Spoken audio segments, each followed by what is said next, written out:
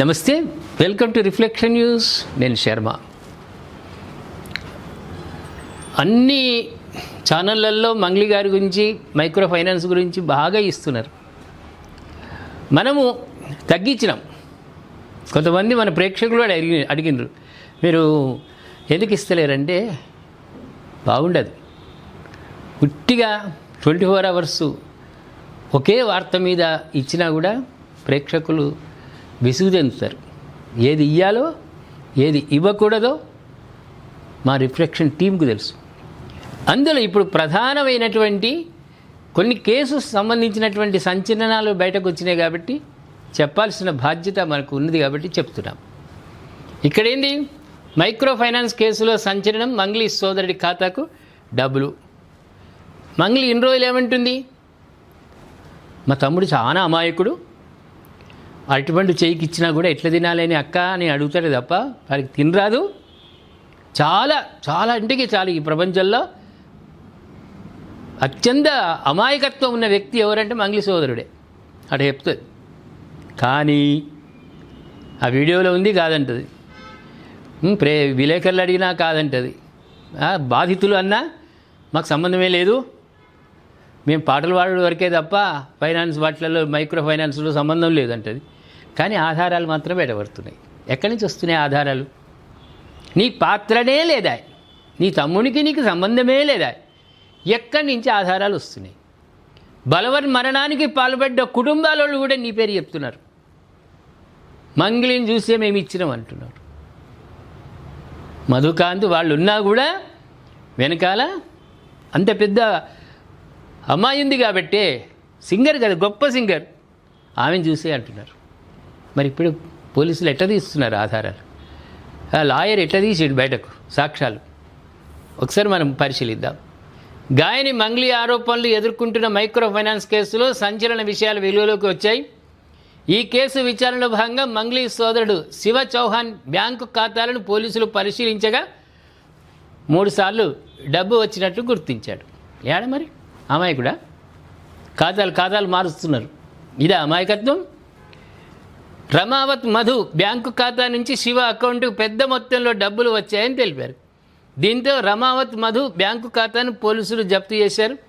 Madhu, హిమకాంత్ Reddy, Shiva చౌహాన్ల bank ఖాతా వివరాలను అందజేయాలని బ్యాంకులకు పోలీసులు లేఖ రాశారు. ఆన్లైనే కదా, మొత్తం ఆన్లైనే కదా ఇప్పుడు ట్రాన్స్ఫర్లు. ఆన్లైన్లో ఉన్నప్పుడు దొరకరా? మరి విలేకరుల ముందుకు వచ్చి మాకేమి తెలియదు, మాకు శుద్ధభూసలము, మాకు ఇటువంటి అంటేనే తెలియదు, ఇంకా విలేకరులను అంటే మీకు తెలియదా? నేను పాటలు పాడుకుంటూ చేసే పనులు ఇవి. మైక్రో ఫైనాన్స్ పేరిట అధిక లాభాలు వస్తాయని నమ్మించి మంగ్లీ, ఆమె సోదరుడు మరికొంతమంది కలిసి కోట్లాది రూపాయలు మోసం చేశారని సికింద్రాబాద్ చెందిన న్యాయవాది సుబ్బారావు ఆరోపణ చేశాడు. ఈ ఆరోపణలపై తాను మంగ్లీని సంప్రదించే ప్రయత్నం చేయగా ఆమె బెదిరింపులకు పాల్పడిందని చెబుతూ పంజగుట్ట పోలీసులకు ఫిర్యాదు చేశారు. దీంతో మంగ్లీ, ఆమె సోదరుడితో పాటు మరో 3 పోలీసులు కేసు నమోదు చేశారు. మరోవైపు తన పేరును ఉపయోగించుకొని సుబ్బారావు ప్రాచుర్యం పొందాలని చూస్తున్నారని ఆరోపిస్తూ మంగ్లీ కూడా ఫిర్యాదు చేశారు. అంటే నీ అంత గొప్ప పేరు తెచ్చుకోవాలని లాయర్ ప్రయత్నం చేస్తుందా? నీ వెనకాల ఎవరెవరు ఉన్నారు? కేంద్ర మంత్రి అంటున్నావు, కేంద్ర మంత్రిని కూడా గుంజుతారు. ఒకవేళ పోలీస్ శాఖ వాళ్ళు గుంజకున్నా ప్రజలు గుంజుతారు. బాధితులు ఉన్నారు కదా, ఆ కేంద్ర మంత్రిని కూడా బయట గుంజుతారు. వాడు ఎందుకు సపోర్ట్ ఇస్తున్నాడు, వానికి ఎంత పర్సంటేజ్ ఉంది కేంద్ర మంత్రికి, అదేవిధంగా ఒక పార్టీ నాయకుడు వాడెవడో కూడా బయటకు వస్తారు. 9 మంది బాధితులు చచ్చిపోయినరు. చీము నెత్తురుందా మీకు? చీము నెత్తురుందా? 9 మంది బాధితులు బలవన్ మరణానికి పాల్పడ్డారు. కోట్ల రూపాయలు ఇచ్చారు అప్పులు చేసి. ఏమో వస్తుంది 10కి 30 అని చెప్తీవి వాళ్లకు. రమాకాంత్ కానీ, నువ్వు కానీ, మీ సోదరుడు కానీ, మీరు గిరిజన బిడ్డలు, వాళ్ళు పొలాలు గిల్లలు అమ్ముకొని పెట్టిర్రు. రేపు భవిష్యత్ ఏమో ఉంటుందని. ఇవాళ నీకు సంబంధం లేదు అది ఇదని మాట్లాడితే 9 మంది చచ్చిపోయారు. వాళ్ళ కుటుంబాలు ఏం కావాలి? రక్తపుకుడు తింటున్నావా నువ్వు? ఆ రక్తపుకుడు వాళ్ళు ఏడ్చేటువంటి కన్నీళ్లతో కూడుకున్న భోజనాన్ని తింటున్నావా నువ్వు? అన్నం తింటున్నావా? ఇంకా ఎన్ని రోజులు సంబంధం లేదు మాకు, మా తమ్ముడు మహా అమాయకుడు అని ఎన్ని రోజులు నువ్వు బుకాయిస్తావు? గిరిజన బిడ్డలారా ఊరుకోకండి. పోలీసు యాక్షన్ తీసుకోకున్నా సరే మీరు రండి, బాధితులందరూ రండి, వాళ్ళని దొరకబట్టండి ఎవడెవడో. దాని వెనుక ఏ మంత్రి ఉన్నాడో చెప్పండి. కేంద్ర మంత్రి అంటారు, కేంద్ర మంత్రి ఎవడో చెప్పండి. ప్రజలకు సేవ చేయాలి. నువ్వు ఒక గొప్ప స్థాయిలో ఉన్నావు, అందరు ఆనందపడతారు నీ పాట వింటే.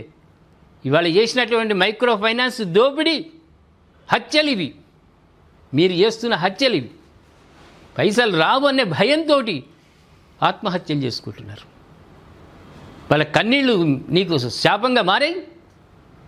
బుకాయింపు ధోరణి మానుకోండి. నిజం ఏదో చెప్పండి ప్రజలకు, న్యాయవాదికి న్యాయమూర్తులకు చెప్పండి, బాధితులను ఆదుకోండి. కానీ మేము ఎంత సెలబ్రిటీలము, మాకు ఇటువంటిది తెలియ అని ఇంకెన్ని ఏళ్ళు మీరు ఊకదంపుడు ఉపన్యాసాలు ఇస్తారు మీడియా ముందు. రండి బయటకు, తప్పు ఎవరితో చెప్పండి, ఎక్కడున్నాయో డబ్బు చెప్పండి, బాధితులను కాపాడండి. పోలీస్ శాఖ వారిని కొడుతున్న అధికారులకు ఎవరో వెనకాల మంత్రి ఉన్నాడు, ఎవడో పార్టీ నాయకుడు ఉన్నాడని భయపడకండి. పోలీస్ శాఖ మీరు గ్రౌండ్లకు రండి. ఎవరైతే దీనికి దోచుకున్నారో, ఈ డబ్బును మైక్రో ఫైనాన్స్ పెట్టి దోచుకున్నారో వాళ్ళని కోర్టుకు ఈడ్చుండి, శిక్షలు వేయండి. ఏమంటారు ప్రేక్షకులారా? మైక్రో ఫైనాన్స్లో మంగ్లీ అండ్ టీం, అందులో సోదరుడు అమాయకులేనా, లేకుంటే వాళ్ళు పెద్ద మాఫియా గ్యాంగా? దయచేసి కామెంట్ రూపంలో తెలియజేయండి. సబ్స్క్రైబ్ చేసుకోండి, షేర్ చేయండి.